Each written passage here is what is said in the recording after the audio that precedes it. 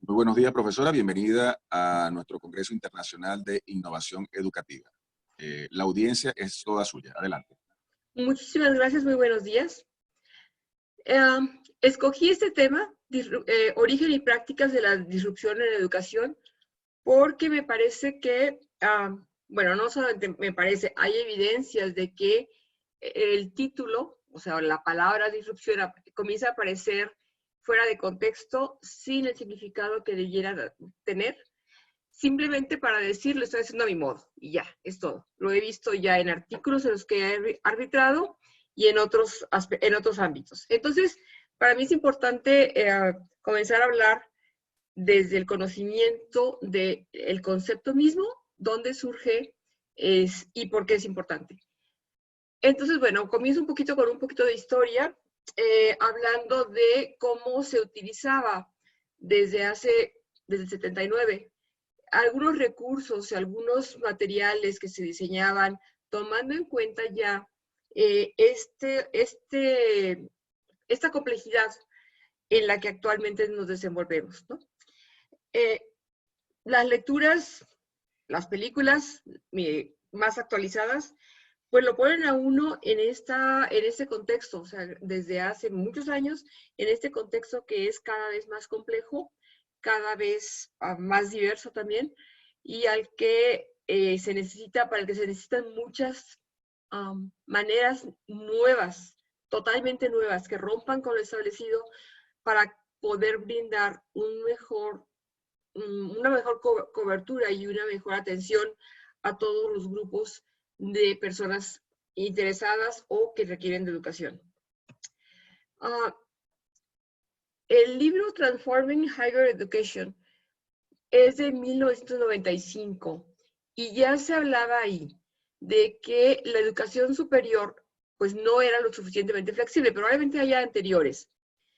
Pero ese es un punto, y el otro es que se centra en los procesos y salidas y no en los resultados, y me parece que sigue pasando así.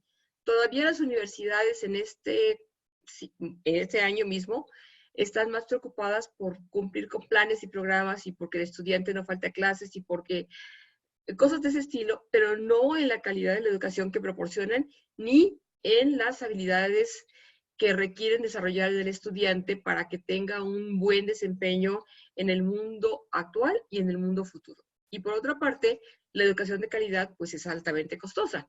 Es decir, la educación de calidad en las escuelas públicas estuvo garantizada en México por lo menos hasta los años 80 tal vez. Y de ahí para acá, pues si uno quiere una educación con calidad, sí sigue existiendo el Politécnico, por ejemplo. La UNAM tiene calidad en muchos de sus programas, pero también tiene muchos conflictos. Y han ido, digamos, las universidades públicas en los estados han ido mejorando también sus servicios sin que todas alcancen el nivel requerido. Entonces son las universidades privadas las que tienen realmente los recursos tecnológicos y la capacidad de formar a sus docentes de manera efectiva, pero esas universidades pues son altamente costosas y la mayor parte de la población no tiene posibilidades de acceder a ellas, ¿no? Entonces, había que aceptar los riesgos de la transformación en un modelo, para proponer un modelo adecuado o resignarse a la certeza del estancamiento y del declive, que es lo que vemos en muchas instituciones. Bueno, entonces el concepto de disrupción introducido por Clayton, que acaba de fallecer hace unas semanas, se refiere principalmente a la tecnología dentro de las empresas corporativas. Es ahí donde surge. Pero al mismo tiempo, mientras lo proponía, participó en un foro sobre el futuro de la educación. Y lo que dijo fue tan importante y tan resonante que resultaron 2 artículos que presentó ese mismo año, donde explica cómo aplicar la disrupción en la industria educativa. Entonces, bueno, lo que dice Clayton es esto: tanto en la educación superior como en el mundo de los negocios, la lucha constante por la mejora y la excelencia en los productos y servicios, ya sean computadoras, cámaras, planes de estudio, enseñanza o investigación, es ampliamente aceptada como una estrategia apropiada y fructífera. Y luego dice también que la búsqueda de la calidad puede abrir un abismo entre productos y consumidores.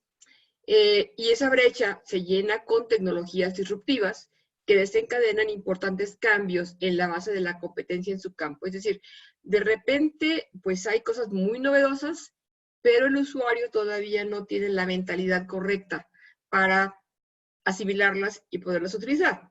Y a esa brecha se refiere. Entonces, hay tecnologías que brindan el soporte para que el usuario pueda incursionar, digamos, a su tiempo, a su ritmo, a su modo, de una manera más fluida.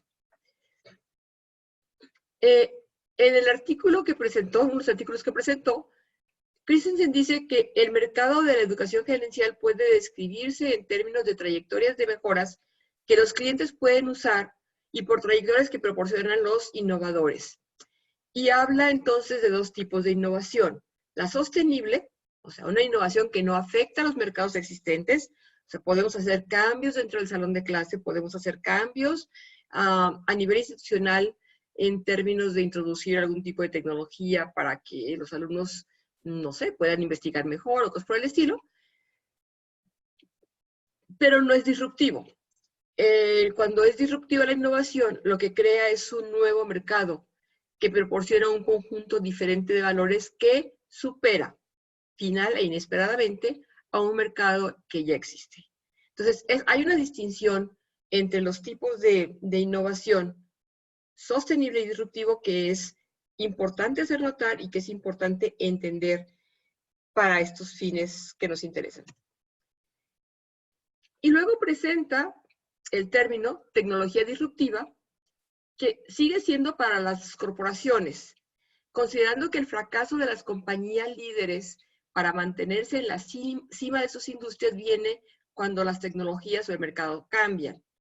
Y entonces, bueno, pues ahí nos muestra más o menos cómo evolucionan en esa gráfica y cómo la tecnología disruptiva lo que hace es ir avanzando a un mejor ritmo, con una mejor tasa, digamos, de crecimiento, para proporcionar mejores soluciones o soluciones más oportunas y más pertinentes. Entonces, rechaza el término tecnología disruptiva por el término innovación disruptiva, porque lo que reconoce es que es más bien el modelo de negocio permitido por la tecnología lo que crea el impacto disruptivo. Y bueno, hay una propuesta en el libro que se ilustra en la imagen del lado derecho, donde hace algunas precisiones sobre el aprendizaje que no coinciden, por supuesto, con la forma en que se nos enseña. Es algo que se sabe pues de toda la vida, ¿no? O sea, una cosa es lo que el maestro quiere enseñar o la manera en que tiene de enseñar, y otra muy diferente es la manera en que cada uno de los estudiantes aprende. Entonces, para mantenernos competitivos de todas las maneras posibles, académica, económica y tecnológicamente, necesitamos aplicar los principios probados de innovación disruptiva al sistema educativo. Y ahí es donde comienza a aplicar realmente ese término de disrupción a la educación. ¿Para qué? Para ayudar a que más estudiantes tengan éxito a través de aprendizaje personalizado, es decir, a su ritmo, a su modo, en su tiempo. Satisfacer la demanda de nuevas tecnologías, especialmente computadoras, en aulas centradas en los estudiantes.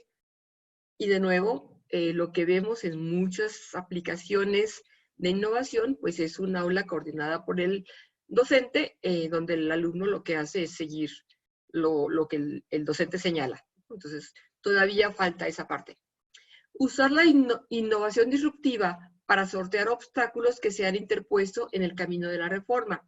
Y yo creo que esa es una parte difícil, por ejemplo, en México particularmente, pues porque el sistema educativo está regido por la Secretaría de Educación Pública y hay asuntos que no pueden ser modificados, como puede ser algo tan idiota como la asistencia a clase como condición para aprobar un curso. No importa qué tan brillante, cuántos aprendizajes haya logrado el estudiante o el alumno, cuántas cosas puede hacer por su cuenta, si no tiene un mínimo del 80% de asistencia, pues simplemente no aprueba el curso. La otra es competir en el aula global y ayudar a los estudiantes a salir adelante en el mercado global, que es una de las, en estos momentos yo creo que es uno de los puntos más importantes, porque cada vez es más cierto que a nivel local los egresados, incluso de maestría, no tienen oportunidades de trabajo, es decir, tienen que buscar otros espacios para poder incursionar, para poder desempeñarse satisfactoriamente, y entonces, pues aprender desde la escuela, desde la universidad, desde cualquier forma de educación que tengan, a competir en el mercado global, es algo que realmente los va a preparar para el futuro. Entonces, hay que desafiar lo que entendemos por la inteligencia. Hay que cuestionar cómo los educadores evalúan su programa escolar y hay que ayudarlos a revitalizar su compromiso con el aprendizaje. Y entonces, en su espacio, en su sitio, a mí me encantó la frase final que dice: la clase está sesionando. Es decir, aquí comenzamos el aprendizaje. No necesitamos de nada más. Luego en Wikipedia hace un resumen, digamos, de lo que es la disrupción, y la tabla está tomada de ese artículo de Wikipedia, como un proceso, o sea, no es un producto, no es un servicio, no ocurre desde la periferia, es un proceso que se origina en puntos de apoyo de gama baja, o sea, clientes menos exigentes o en nuevos mercados, donde antes no existía, por ejemplo. Las nuevas empresas no alcanzan a los clientes convencionales hasta que la calidad alcanza sus estándares, o sea, es un proceso que va en evolución, mejorando. El éxito no es un requisito y algunos negocios pueden ser disruptivos, pero fracasar, justo porque probablemente el mercado todavía no está preparado para ellos. Y el modelo de negocios de la nueva empresa difiere significativamente del establecido por la corporación. Y pues el ejemplo aquí en Wikipedia, pues es Wikipedia, que hace una disrupción con lo que era el mercado de las enciclopedias, por ejemplo. Y entonces, ese sería como el ejemplo primero que da Wikipedia, justamente Wikipedia, es decir, cómo nos permite a cualquiera, estando en cualquier parte, acceder a los contenidos, con todo lo que eso significa, pero también, digamos, en ese sentido, en términos educativos, lo que implica es la necesidad de ayudar a formar al estudiante en el ejercicio del pensamiento crítico y analítico. Muy bien. En su publicación de 2001, derivado de la participación en el foro del Internet de la Universidad, Christensen establece algunas premisas que son fundamentales sobre la educación disruptiva. Una, primero considera la crisis financiera por la que ya atravesaban las universidades en los Estados Unidos, muchas cerradas, el crecimiento acelerado de la educación a distancia y la necesidad de reconciliar el lento crecimiento y los retos de una parte de la industria educativa con el explosivo crecimiento de la otra. O sea, los retos que enfrentan las universidades y el crecimiento de la educación a distancia. Entonces, la disrupción en educación proporciona a los investigadores, practicantes y hacedores de políticas una perspectiva nueva acerca de oportunidades de educación, que son cada vez más accesibles y que desencadenan beneficios sociales y económicos. Es un mecanismo que enciende la destrucción creativa, la construcción creativa y constituye un poder real. Yo creo que además, por ejemplo, potencia el aspecto de colaboración entre comunidades de diferentes países en torno a un propósito también común, que es ayudar a que más gente pueda acceder a contenidos de calidad educativa de manera gratuita. Entonces hay el libro de Disrupción en Educación de Christensen, que es derivado de estas conferencias. Y entonces, bueno, pues las preguntas que se plantea es: ¿dónde tendría más éxito el aprendizaje en línea? ¿Qué impacto tiene el entrenamiento corporativo en los programas de educación postsecundaria? Y si los colegios comunitarios en los Estados Unidos, por ejemplo, son complementarios a los programas de 4 años o representan una oportunidad disruptiva. Son preguntas que se plantean y que pueden trasladarse, digamos, a los contextos locales de cada uno. La tecnología disruptiva en el futuro de la educación superior, quiero decir que cada vez que hay una cosa así, hay un enlace a cada uno de los textos de los que fui documentándome. Igual aquí, igual acá, en todas partes. Bueno, Katrina Meyer propuso algunas claves para pensar en los usos de la tecnología en la educación disruptiva. No es una forma mágica de transformar la educación superior, pero la tecnología disruptiva debe interrumpir nuestras políticas, prácticas y suposiciones habituales. Es decir, tenemos que replantearnos cómo utilizar, cómo formular políticas, prácticas y las suposiciones que tenemos en educación. Luego, las herramientas verdaderamente disruptivas forzarán nuevas ideas y nuevos enfoques para garantizar el aprendizaje de los estudiantes en la educación superior. Bueno, y es en la educación superior porque la educación básica, por lo menos en México, los estudiantes no tienen las herramientas de lectoescritura que se supone que tendrían que tener para poder acceder a esos contenidos o este pensamiento crítico y analítico que es necesario para enfrentar a una educación, autoeducación, una autoformación, utilizando todos los recursos de la red. La tecnología permite el aprendizaje en línea, lo que potencialmente califica como una innovación disruptiva en la educación. Y eso es algo realmente importante, es decir, cómo estas opciones de educación en línea realmente, como son los MOOCs, como pueden ser algunas otras cosas, realmente permiten aprender a cualquiera. Por ejemplo, mi madre, que tiene 91 años, se pone a aprender en línea, y yo creo que es uno de las sorpresas que a mí me ha dado estos recursos. Entonces surge la educación en línea, primero a través de los LMS, y luego se fue diversificando. Apareció Moodle, por ejemplo, que todavía se usa en muchas universidades privadas y públicas. El TEC de Monterrey tiene sus propias MOOCs, sus propias plataformas para favorecer o apoyar el trabajo de los estudiantes y de los profesores. La educación a distancia que comienza en México, por ejemplo, con las telesecundarias también, pero actualmente se utiliza no solamente como un administrador de los programas de estudio, sino como herramienta, digamos, para favorecer el aprendizaje dentro del aula a través de cosas como el aula invertida y proyectos del estilo.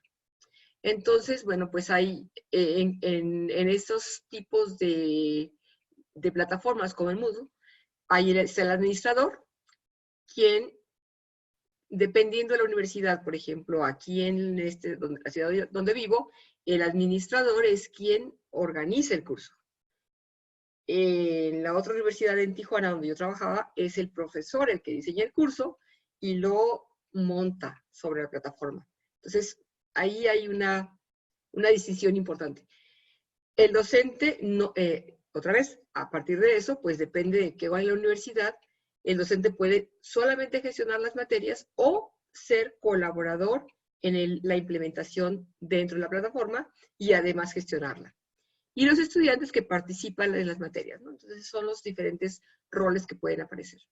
Y luego aparecieron ya propiamente los MOOCs, que son con un curso que dieron Siemens y Downs sobre conectivismo. Y es ahí donde realmente se habla de disrupción en la educación. Entonces, bueno, ¿qué es lo que hace un MOOC? ¿Qué es lo que proporciona? ¿Qué es lo que favorece? Proporcionar oportunidades que no existían o que eran muy limitadas a un gran número de estudiantes que pueden asistir a cursos gratuitos en línea desde cualquier parte del mundo. Y hay cursos con una enorme calidad, por decir los que ofrece el MIT, por ejemplo, o Stanford, o universidades en cada uno de los países latinoamericanos también, de universidades privadas y públicas. Entonces, y la variedad es muy amplia. Proporcionan al aprendiz los materiales necesarios para el curso. Efectivamente, si uno entra a una de esas plataformas, pues dependiendo de la institución, por ejemplo, los de la MIT y los de Stanford, proporcionan desde el inicio todos los materiales del curso, todas las maneras en que va a ser evaluado el estudiante, y bueno, uno puede seguirlo a su ritmo y lo que sea, pero finalmente todo está disponible desde el inicio. En algunos otros se van dando a medida que el curso va avanzando, pero finalmente el que quiere aprender tiene todo lo que necesita para el curso. Proporciona las herramientas para la comunicación entre pares y con los instructores y diseñadores. ¿Eso es cierto? Aunque a veces es un poquito confuso porque a veces pues la gente simplemente no lee todo lo que se va compartiendo y a veces es como redundante o incluso cansado estar leyendo todas las comunicaciones, pero finalmente esa capacidad está dada. Hay mecanismos de retroalimentación y de evaluación, y eso también depende de la calidad o de la seriedad de la institución en que lo ofrece. No tienen costo, excepto que si uno quiere el diploma, pues tiene que pagar por él, y no hay requisitos. Es decir, si yo decido que quiero participar, participo. Si yo creo que tengo las habilidades, participo y probablemente avance tanto como mi conocimiento previo o lo que voy desarrollando ahí me lo permite. Y eso, pues, otra vez, depende de cada uno y de las posibilidades que tenga de autoformarse. Bueno, y aquí pues, hay una evolución de los MOOC, cómo han ido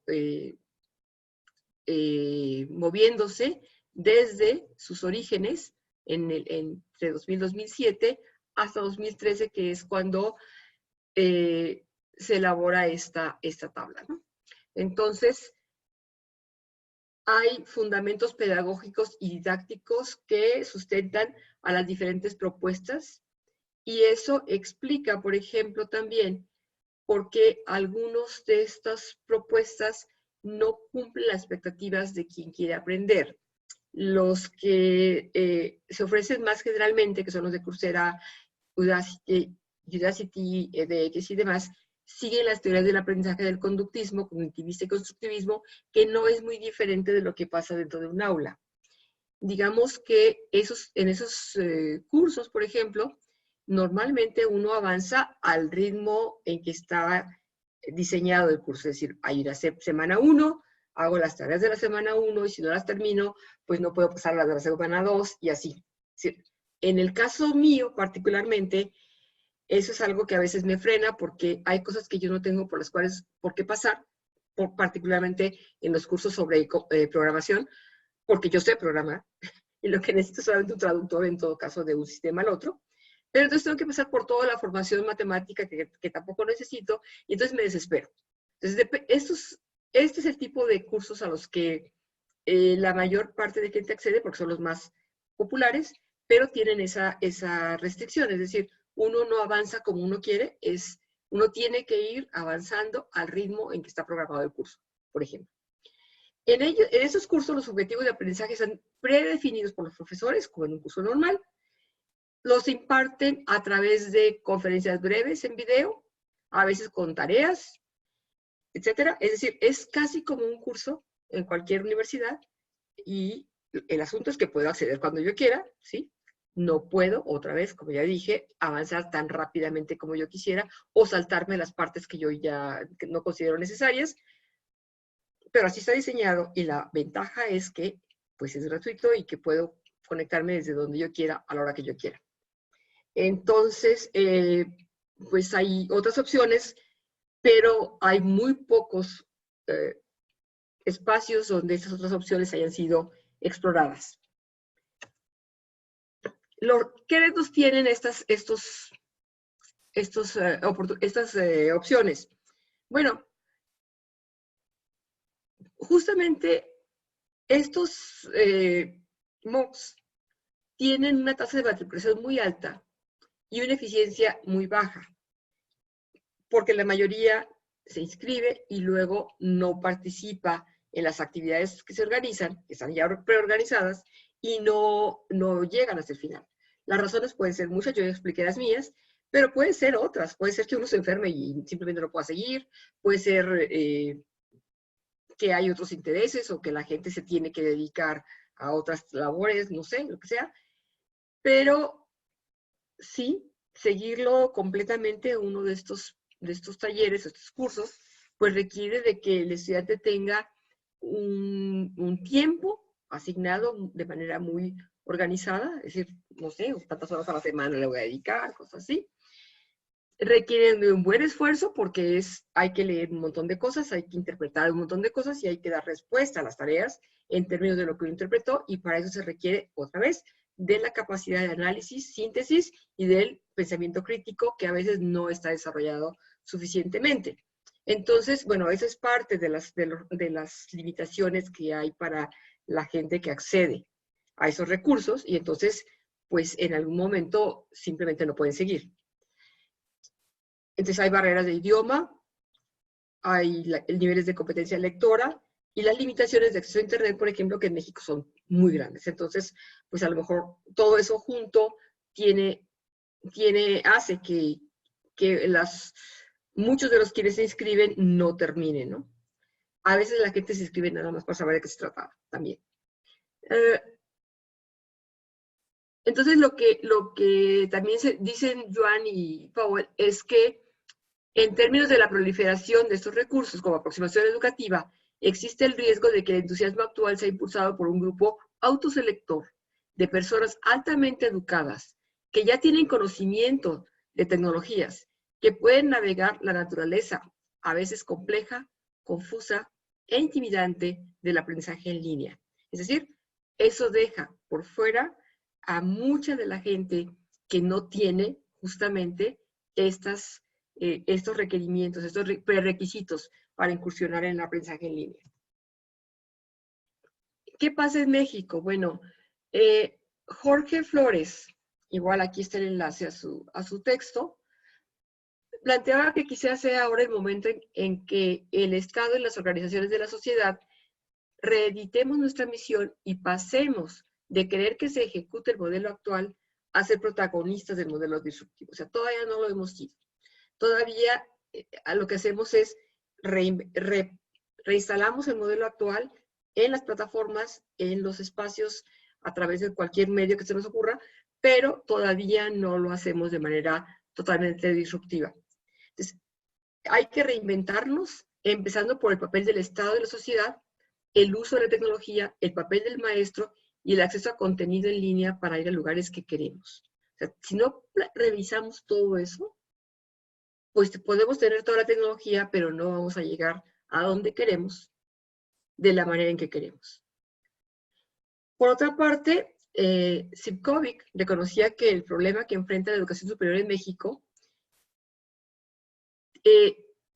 pues es muy grande, y él decía al inicio de la administración actual, en 2018, que el mejor punto de partida para el nuevo presidente de su administración sería incrementar las inversiones en la educación de sus ciudadanos y diseñar reformas educativas y estrategias que traigan innovación de vanguardia, centrada no solo en los beneficios, sino también en las necesidades reales de la sociedad y su desarrollo. Lamentablemente, lo que hemos visto en el año y cachito que va, pues es que ha pasado todo lo contrario. O sea, no solamente no ha habido inversión, sino que se han recortado los presupuestos en educación, en ciencia y tecnología, y pues todo el mundo estamos sufriendo las consecuencias, digo, por no hablar de salud y muchas otras cosas que están todos los días muy comentadas en las redes. Pero particularmente en lo que se refiere a educación e investigación en ciencia y tecnología, pues eso ha sido altamente recortado al punto de que en este año, por ejemplo, pues no hay recursos para los investigadores en ciencias. Pero bueno, era una perspectiva. En México sí hay, digamos, como dije ya antes, hay una oferta que siguen siendo del estilo de los cursos. De hecho, se ofrecen a través de Coursera. Cursos que, por ejemplo, México X, que depende del gobierno federal. Ahora, el Colegio de México, que es uno de los centros de educación de los centros de investigación y formación de excelencia en México, ofrece, por ejemplo, uno de esos cursos. Y entonces, ¿qué se requiere? Aprobar las autoevaluaciones con un 80% de aciertos. Si eso se hace, se obtiene una constancia de participación emitida por la plataforma sin valor curricular ni certificada por el Colmex. Es decir, pues es un papelito que yo tengo para mí y a lo mejor aprendo. Pero si yo quería que ese curso me sirviera para mi currículum, para incrementar mis posibilidades de conseguir un empleo, pues no va a ocurrir. Luego la UNAM, que depende de la Universidad Nacional Autónoma de México, que ofrece sus cursos a través de Coursera, advierte, su certificado electrónico se agregará a su página de logros. Y desde ahí puede ponerlo donde quiera, pero no tiene otra vez, no es un certificado como de un curso de la UNAM. Es un certificado que yo puedo decir, mira, aquí está un papelito que dice que tomé el curso. Ya. Entonces, pues eso no favorece mucho que la gente se tome muy en serio este tipo de formación. O sea, uno entra por curiosidad, a lo mejor participa de algunas cosas, pero al final no desarrolla todo lo que pudiera desarrollar porque realmente no ve esa recompensa al final. Es decir, si lo quería para incrementar, para fortalecer su currículum y para incrementar sus probabilidades de encontrar un trabajo bien pagado, bueno, pues no va a ocurrir. Otras universidades públicas y privadas también lo ofrecen y hay un análisis de esos en un libro que se llama Háblame de TIC, cursos masivos en el caso de México. Y bueno, pues ahí uno se puede enterar, hay diferentes niveles, algunos los conozco de manera muy personal, donde, por ejemplo, incluso una vez diseñado el curso, una vez aceptado el diseño, una vez puesto sobre la plataforma, el sindicato de maestros interviene para que la exigencia se disminuya. Y eso es una realidad que no podemos cambiar. Y entonces, bueno, se propone un análisis de los datos que se tienen hasta el momento sobre cómo se han utilizado estas herramientas para mejorar los cursos. Y en este momento, pues eso es como un proyecto, que es decir, seguir analizando los datos que existen, que son muchísimos, para entender cómo está funcionando y para encontrar los puntos en los que podrían mejorarse y los puntos que están funcionando perfectamente bien. Por ejemplo, de las cosas interesantes es que el 45% de las personas que participan en los cursos masivos o abiertos en línea son mujeres. Que los países con mayor número de participantes son Colombia y Perú. No sé las razones, pero pues eso es lo que aparece. Y que los participantes con la mayor tasa de aprobación se encuentran en los países de la región con menor índice de desarrollo humano. Es decir, ciertamente la gente que tiene menos oportunidades económicas o de acceso aprovechan más estos cursos para potenciar sus oportunidades de desarrollo profesional y laboral. Y eso es como algo a donde sí apunta la disruptividad, que sea precisamente a estos mercados nuevos que sean los que sean más beneficiados. Otras estrategias. Bueno, hay una infografía que puse ahí y que habla de las diferentes metodologías o estrategias, perdón, que son disruptivas de alguna manera. La clase invertida, y aquí, bueno, la clase invertida es tal como la conocemos ahorita, mediada por las tecnologías, pues es una innovación. Pero la clase invertida como concepto, pues está registrada en el diseño, en el programa, en el diseño de la pedagogía jesuita hace 500 años, ¿no? O sea, el alumno tenía que llegar al aula habiendo estudiado, habiendo analizado el contenido de los textos antes de llegar al aula para discutir en el aula lo que había leído. O, por ejemplo, yo lo he comentado en otros espacios, en el 66, cuando yo ingresé al bachillerato, pues no había toda esa tecnología, pero había cine y había revistas. Entonces, en el único curso de ciencias sociales, el maestro nos mandaba primero al cine, primero a leer, primero a discutir, y luego veníamos al aula a discutir los contenidos que habíamos visto en el cine. O sea, hacíamos un ensayo aparte. Hacíamos un ensayo y luego llegábamos al aula. Entonces, la clase invertida como concepto no es nuevo, pero lo que es nuevo es cómo el uso de la tecnología pues permite más estas actividades del alumno para poder llegar al salón a discutir y a profundizar sobre los contenidos. Luego está la ludificación o gamificación, igual, hay muchos antecedentes. La personalización del aprendizaje, los nuevos modelos de evaluación, orientadas al aprendizaje, y la combinación de métodos educativos, pedagogía inversa, enseñanza justo a tiempo y gamificación. O sea, los conceptos, reitero, no son nuevos.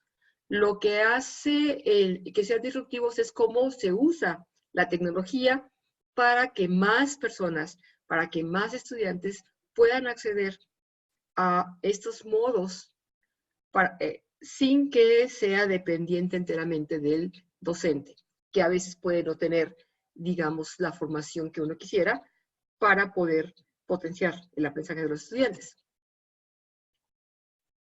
En una publicación más reciente, en 2018, en esta que se llama así,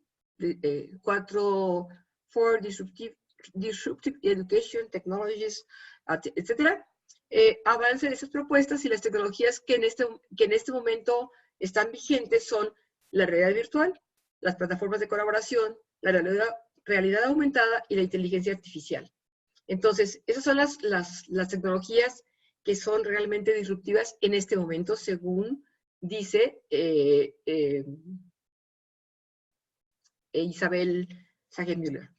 Entonces, bueno, pues es interesante entrar a leer su material, que está en el enlace que está compartido aquí, para entender mejor cómo utilizar estos recursos o estas potencialidades dentro del aula o como aprendiz individual, personal, para poder aprender de mejor manera.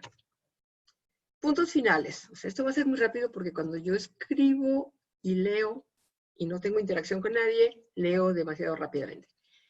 La innovación disruptiva en educación no surge de la preocupación de un docente por mejorar el aprendizaje de sus alumnos, ni dentro de un sistema escolar de cualquier tipo, ni pretende continuar con un modelo de enseñanza-aprendizaje con objetivos predefinidos o estrategias probadas. Es decir, lo que en general se ofrece como innovación, que está muy vigente en México, por ejemplo, pues es el aprendizaje basado en problemas, el aprendizaje basado en proyectos, el aprendizaje basado en casos, cosas por el estilo, pero todas esas cosas tienen un antecedente de por lo menos 100 años. Bueno, digamos, formalizados. El aprendizaje basado en proyectos tiene 102 años ahora, formalizado tal como se presenta ahora, y lo que hay es, otra vez, el uso de la tecnología para llevarlo al aula. Pero tal como está formulado actualmente, se formuló hace 102 años, el aprendizaje basado en problemas tiene desde los 60 del siglo anterior, por lo menos, y así.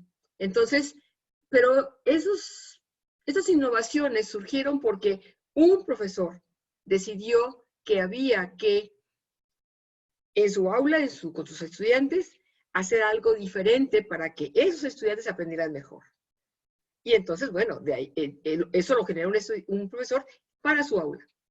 No, ni siquiera, o sea, sí tiene que ver con que atiende a los objetivos y los aprendizajes que tiene previstos para su curso, eso sí. Pero las estrategias, los recursos que utiliza, están pensados para sus alumnos en ese momento, en ese curso. Y probablemente en el siguiente curso, con nuevos estudiantes, pues haya cosas que se tienen que modificar. O sea, no es estático tampoco, pero surgen del docente. Ese es un primer punto. La disrupción no surge de un docente, sino de alguien que reflexiona sobre las potencialidades del mercado, originalmente. Segundo, es una propuesta para la educación superior y la formación continua, buscando llegar a un grupo de usuarios que los sistemas educativos tradicionales habían dejado fuera. Y lo que hablaba hace un momento acerca de quiénes son los que realmente utilizan los cursos abiertos en línea, pues sí apunta en que sí van por buen camino o han ido por buen camino. Luego, el docente que incursiona en estos ámbitos, en esos ambientes, debería tener muy en cuenta la descripción de educación disruptiva que plantea Juan Domingo Farnós en su texto Educación Disruptiva, de donde tomamos esa imagen. Juan Domingo ha estado trabajando mucho tiempo en esto y yo creo que tiene mucho, que ha aportado mucho y hay que conocer su trabajo. Y finalmente, es mucho trabajo para seguirlo como moda. Aquí en México, por lo menos, casi cada cosa de innovación ha sido tomada como moda desde hace unos, por lo menos 10 años. Vamos a trabajar por competencias, a pesar de que el mismo Perrenot les avisó en conferencia en México que si lo iban a hacer como moda, mejor no lo hicieran porque es mucho trabajo. No, lo hicieron como moda, no entendieron nada, cambiaron todas las definiciones y no hay nada que haya quedado de eso. Luego estamos con PBL, que tampoco entendieron nada y lo cambiaron por un problema a cualquier hora, en cualquier momento, sin entender los fundamentos del método y así por el estilo. Entonces, esto no es una moda, no lo puede hacer, no se puede hacer en ese sentido. No puede uno utilizar el término sin entender los fundamentos, propósitos, metodologías y recursos, ni las consecuencias que puede tener hacerlo a la ligera, que eso es con lo que yo comencé, por lo que yo comencé a hablar sobre esto. Bueno, antes de terminar, pues sí conviene hacer mención de las revisiones y actualizaciones que se han hecho de los trabajos de Christensen, de los autores que pueden ayudar a entender algunas de las derivaciones que han tenido sus trabajos y de cómo se han malinterpretado o limitado las ideas y propuestas originales y cómo lo que resulta de eso se ha difundido creando concepciones erróneas o meramente oportunistas en diferentes ámbitos. Por ahí me faltó una coma. Algo que lamentablemente ocurre muy frecuentemente también en la educación. Pues sí, así funciona porque, pues, hasta donde yo he podido ver por aquí, en muchos talleres y demás, la gente se apropia de los términos sin entenderlos y los utiliza indiscriminadamente. Entonces, bueno, aquí hay un texto que se llama Clayton Christensen y la disrupción educativa, de Alex Burns, publicado en el 2006, pero hay más, ¿no? Entonces, eso es, se han reevaluado, se han analizado, entonces es importante tomarlos en cuenta para, si uno tiene la intención de hacer disrupción en la educación de manera sensata y realmente útil. Hay muchas reflexiones que se quedan en el tintero y ojalá que podamos retomarlas en otras conversaciones con los interesados, entre los interesados. Yo agradezco a la universidad y a la doctora Mercedes Huamán Castro por la invitación a conversar con todos ustedes y a todos ustedes por su atención. Y ahí están mis datos de contacto. Muchas gracias y buenas tardes.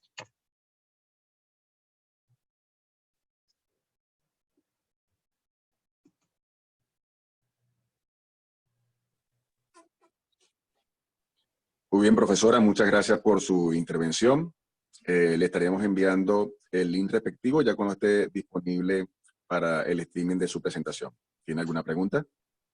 Pues nada más, espero no haber sido clara porque cuando estoy leyendo hablo muy rápidamente, más que de costumbre, y aparte tartamudeo. No, pero quedó bien, que yo estaba monitoreando y el equipo también, y quedó bien la grabación. Y bueno, usted la va a ver ahora en el aire, que le vamos a hacer una presentación, una carátula principal al video, okay. y luego le enviamos el link donde va a estar disponible en nuestras redes sociales por parte de la universidad. Y más adelante la doctora Milagro Guamán le va a hacer llegar el certificado o el diploma de participación en el Congreso. Muchísimas gracias. Bueno, que pase un feliz día. Igualmente, hasta luego.